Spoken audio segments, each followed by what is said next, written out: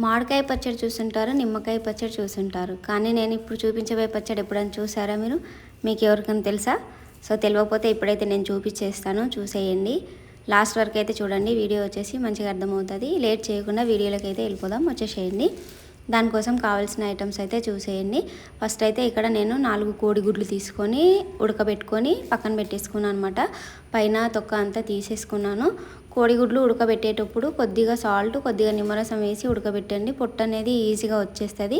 Eggs అనేది పగిలిపోకుండా ఉడుకుతాయి అన్నమాట. నీట్గా ఉడికి పొట్టు తీసుకున్న తర్వాత ఈ విధంగా నీట్గా కట్ చేసుకుంటున్నాను. అంటే ఎల్లో అనేది రాకుండా నీట్గా అయితే కట్ చేసుకుంటున్నాను అనమాట. మనకి ఇక్కడ ఓన్లీ వైట్ ఒకటే అవసరం ఉంటుంది. ఎల్లో అయితే పక్కన పెట్టేస్తాను, డైరెక్ట్గా తినేసేయడమే ఎల్లో వచ్చేసి.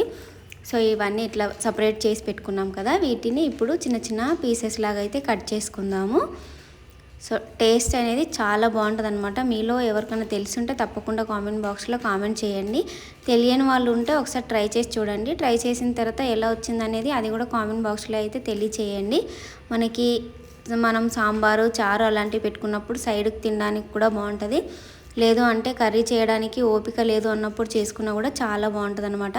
ఈ విధంగా అన్ని పీసెస్ అయితే కట్ చేసుకొని పక్కన పెట్టేసుకున్నాను. ఇప్పుడు స్టవ్ వెలిగించుకొని బాండి పెట్టుకొని తగినంత ఆయిల్ అయితే వేస్తున్నాను. ఆయిల్ మీడియం వేసుకోండి, మరి ఎక్కువ అవసరం లేదు, మరి తక్కువ కూడా అవసరం లేదు.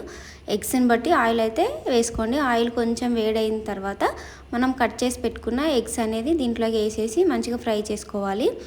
ఇవి కలర్ కొంచెం చేంజ్ అయ్యే వరకు అయితే ఫ్రై చేసుకోవాలి. ఎగ్స్ అనేది చూస్తున్నారు కదా, ఈ విధంగా కొంచెం పెద్ద గిన్నె తీసుకొని ఫ్రై చేసుకుంటే బెస్ట్ అని అయితే నేను చెప్తాను. ఎందుకంటే అన్నీ కూడా ఈక్వల్గా ఫ్రై అవుతాయి అనమాట. చిన్న బాండీలో వేసుకున్నట్టయితే ఒకటి అయ్యి ఒకటి కాకుండా ఉండిపోతుంది. అందుకోసమని కొంచెం మనకి కలపడానికి ఫ్రీగా ఉన్న గిన్నె పెట్టుకొని వీటిని అయితే మంచిగా ఫ్రై చేసుకోవాలి. స్టవ్ని సిమ్లో పెట్టుకొని ఫ్రై చేసుకోండి, ఎందుకంటే అన్నీ కూడా ఈక్వల్గా పైన క్రిస్పీగా మంచిగా వస్తాయి అన్నమాట.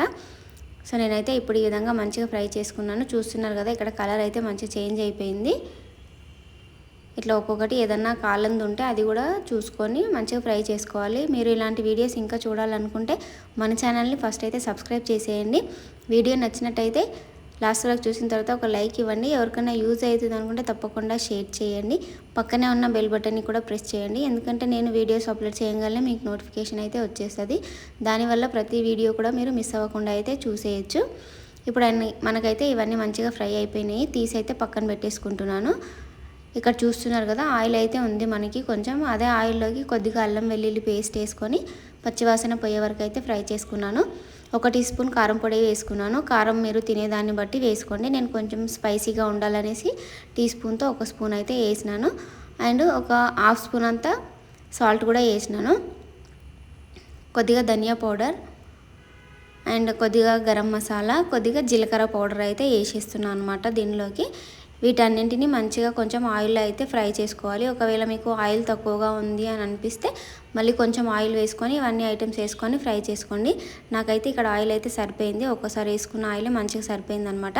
ఇవి కొంచెం ఆయిల్లో ఫ్రై అయిన తర్వాత మనం ఫ్రై చేసి పెట్టుకున్న ఎగ్స్ ఉన్నాయి కదా, వీటిని దీంట్లోకి వేసేసుకొని మంచిగా అయితే కలిపేసుకోవాలి.